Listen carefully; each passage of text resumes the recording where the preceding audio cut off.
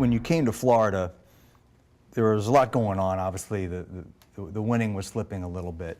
And there were a lot of off-the-field issues that were going on under your predecessor. I think something like 30 player arrests. You had a player, Janoris Jenkins, who was an all-SEC cornerback, had some run-ins with the law. He's gone. And the quote that you gave was, "You win with good people at the end of the day." And so with all that's going on in college sports and the Aaron Hernandez situation, it kind of prompted what I think is a pretty important and interesting conversation about the role of a head coach. Because the fact is, if you had good people but you went 1-10, you wouldn't be here a long time. That's right. I understand they're going to make some mistakes. They're going to make some poor choices and decisions. It's our job to educate them through those situations. But if they're willing to help me help them, I'm going to work with any young man. When it comes to a time where a young man is not willing to help himself, that's when you got to cut ties. And so these coaches who say, well, it's my responsibility to win games and I can't be held responsible for what they do when they leave my locker room, you're not one of those guys, it sounds like. No, my son wouldn't go to that school. You are responsible. You bring those people, those young men to the University of Florida. I'm responsible for how they act, and I take a lot of pride in that.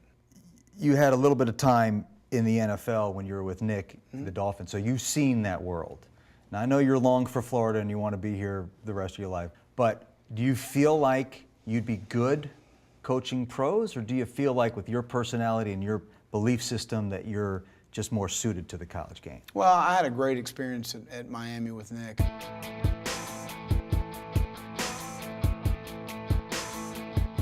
We had an older team, and when you talk about guys like Kevin Carter and Jason Taylor and Zach Thomas, I don't know that I got the true pro experience, because those guys were true professionals, and they approached their job that way. But ball is ball to me. I don't care whether it's high school, college, or pro. You will relate to the players in your way of how you do it, and I had a great experience at Miami.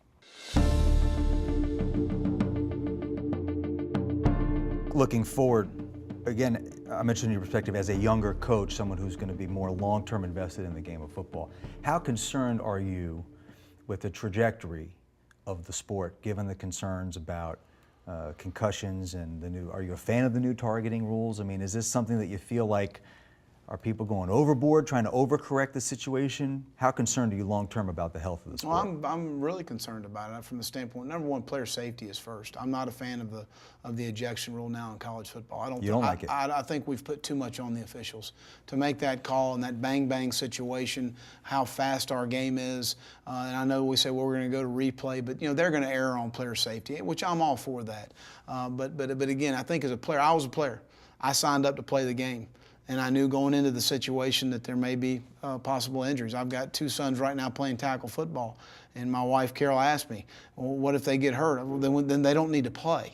So if they decide they want to play football, they understand that injuries could be a part of that. And I think when you sign up to play the game, that's part of the deal. It's interesting because a lot of parents, and I'm a dad too, like I would be very concerned. Maybe I wouldn't tell them no, they can't, but I would discourage it for these reasons. The long-term concussion effects doesn't concern you as a dad? No, it doesn't. Based on the concussion, research that I've been through with Mickey Collins, who's a doctor in Pittsburgh, they don't feel like there is long-term issues or concerns. So I think it's a lot about who you're listening to.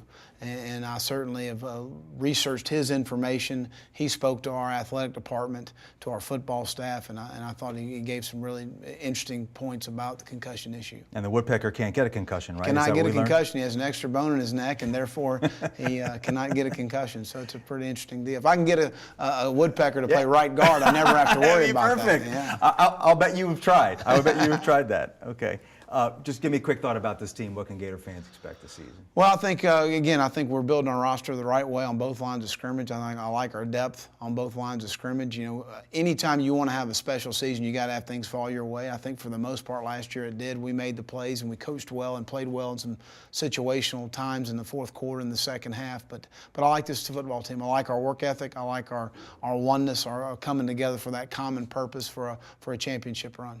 We're going to end with our speed round. Okay, give me quick answers. Most important thing you learned from Nick Saban? Work. What are you better at, coaching or grilling? Depends on how we came out on Saturday afternoon. I grill pretty good. You're undefeated as a griller. That's good to know. I got a Twitter question from Keith. What's it like to be able to finally yell at Mac Brown? You know, I hope I don't have to yell at Mac Brown during a game. Now you coach. He's one of those guys he's a non-cursing guy, right? Do you have to watch your language around Mac, or did he give you wide berth in that? No, I coach the way I coach. That's very good, and that's what makes him good, by the way. Number 4, totally hypothetical. Hypothetically, if a player on some team was caught selling autographs for money, should he be penalized? If it's against the rules, he should be penalized. Last one. I'm making a movie about your life. Who gets to play you and why? Brad Pitt, because my wife would like to hang out with him. On the next episode of the Seth Davis Show, presented by Cadillac, Seth heads out west for a visit with Pac-12 Commissioner Larry Scott.